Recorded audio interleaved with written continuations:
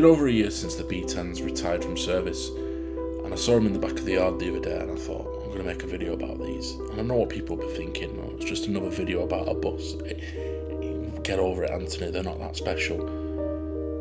And it was something that Jeremy Clarkson said about the 928 Porsche and how it was alright in his book because it allowed him to get to Sheffield to say goodbye to his dad. And I got me thinking about the B10s and what they really do mean to people.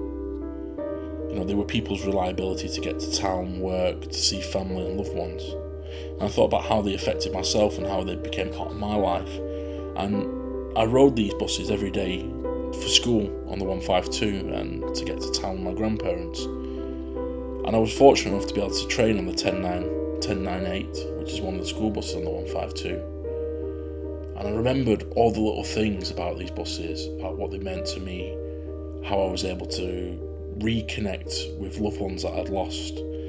I had memories flood back to me about going to town with my grandma and she'd buy me a video game for my birthday or because I did well in an exam, and then we'd sit there and talk about it on the way back from the bus. Those memories realistically are special to me, and they came flooding back when thinking about just a vehicle, just a tin, an engine and some wheels. And it's kind of amazing that these buses would have been people's lifelines to get to work, to get out, to meet people, to have dates on.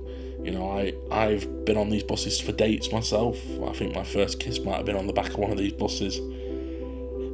And I think to myself, I hope these buses are preserved, because in another 25 years, I'd love to sit down with Sebastian on the back of one of these buses and explain to him why they were so special. And I know people will sit here in the comments and say, they're not the best bus, they're not the best bus in the world, they're not a great bus.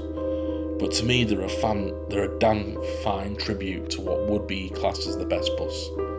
They're reliable, they were comfortable, and drivers liked them.